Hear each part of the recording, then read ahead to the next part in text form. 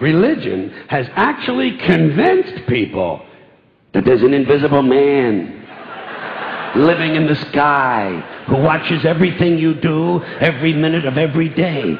And the invisible man has a special list of 10 things he does not want you to do. And if you do any of these 10 things, he has a special place full of fire and smoke and burning and torture and anguish where he will send you to live and suffer and burn and choke and scream and cry forever and ever till the end of time.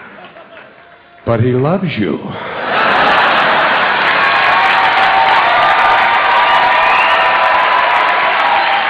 He loves you. He loves you, and he needs money.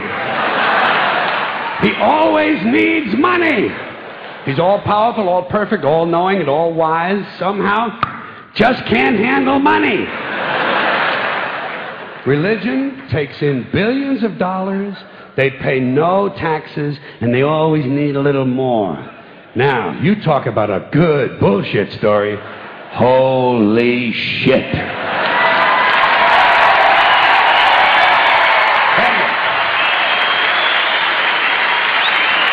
Thank you. But, thank you very much.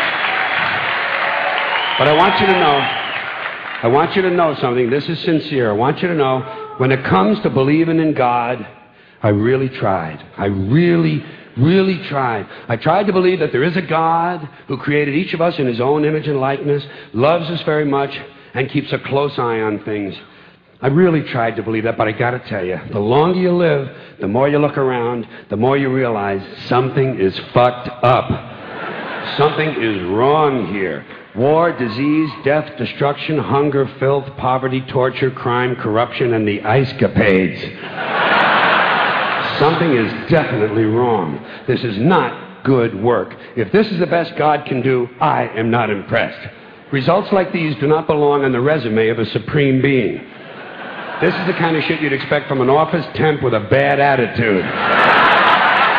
And just between you and me, in any decently run universe, this guy would have been out on his all-powerful ass a long time ago. And by the way, I say this guy because I firmly believe, looking at these results, that if there is a God, it has to be a man. No woman could or would ever fuck things up like this.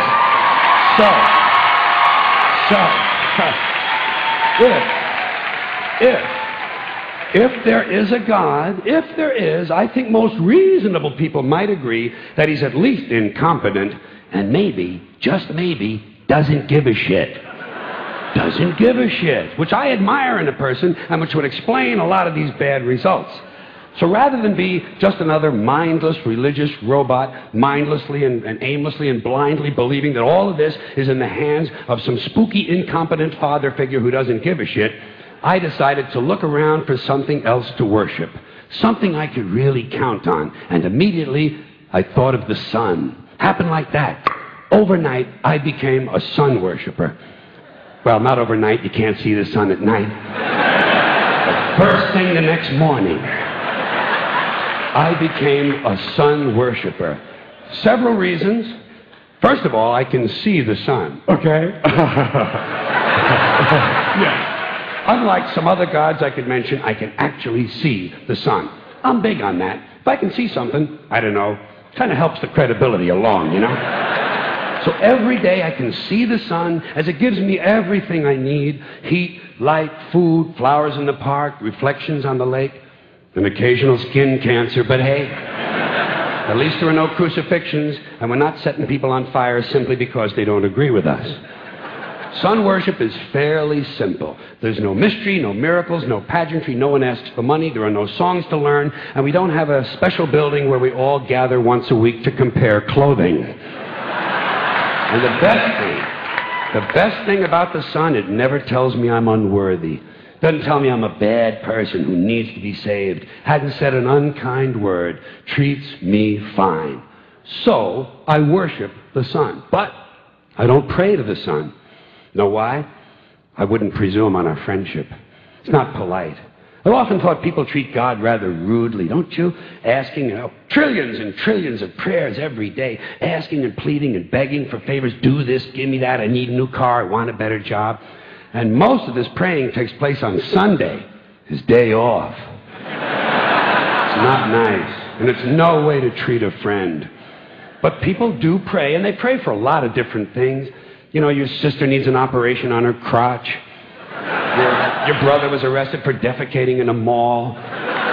But most of all, you'd really like to fuck that hot little redhead down at the convenience store. You know, the one with the eye patch and the club foot. Huh? Can you pray for that? I think you'd have to. And I say, fine, pray for anything you want. Pray for anything. But what about the divine plan? Remember that? The divine plan. Long time ago, God made a divine plan. Gave it a lot of thought, decided it was a good plan, put it into practice. And for billions and billions of years, the divine plan has been doing just fine. Now you come along and pray for something. Well, suppose the thing you want isn't in God's divine plan. What do you want him to do? Change his plan? Just for you? Doesn't it seem a little arrogant? It's a divine plan. What's the use of being God if every rundown schmuck with a $2 prayer book can come along and fuck up your plan? And here's something else, another problem you might have. Suppose your prayers aren't answered. What do you say? Well, it's God's will. Thy will be done. Fine, but if it's God's will and he's going to do what he wants to anyway, why the fuck bother praying in the first place?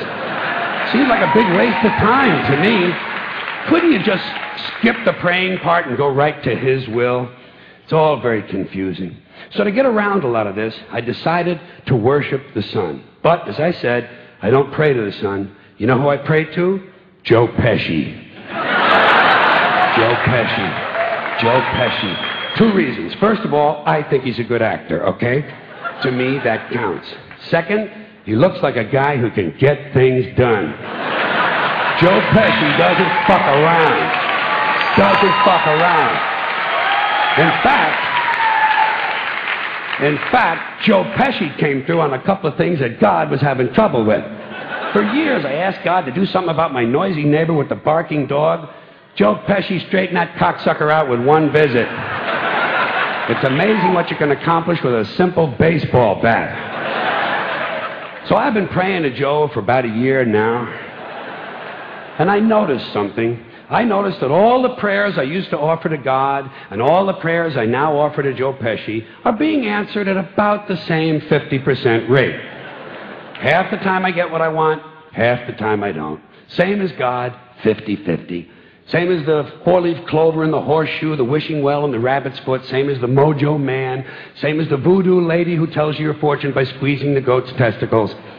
It's all the same, 50-50. So just pick your superstition, sit back, make a wish, and enjoy yourself. And for those of you who look to the Bible for moral lessons and literary qualities, I might suggest a couple of other stories for you. You might want to look at The 3 Little Pigs. That's a good one. Has a nice, happy ending. I'm sure you'll like that. Then there's Little Red Riding Hood, although it does have that X-rated part where the big bad wolf actually eats the grandmother, which I didn't care for, by the way. And finally, I've often always drawn a great deal of moral comfort from Humpty Dumpty. The part I like the best, all the king's horses and all the king's men couldn't put Humpty Dumpty back together again. That's because there is no Humpty Dumpty and there is no God. None, not one, no God, never was. In fact, I'm gonna put it this way. If there is a God, may he strike this audience dead. See, nothing happened. Nothing happened. Everybody's okay. All right? Tell you what. I'll raise the stakes a little bit. If there is a God, may he strike me dead. See? Nothing happened. Oh, wait. Got a little cramp in my leg. And my balls hurt. Plus, I'm blind. Oh, now I'm okay again. Must have been Joe Pesci, huh? God bless Joe Pesci. Thank you all very much. Joe bless you. Thank you very much. I appreciate it.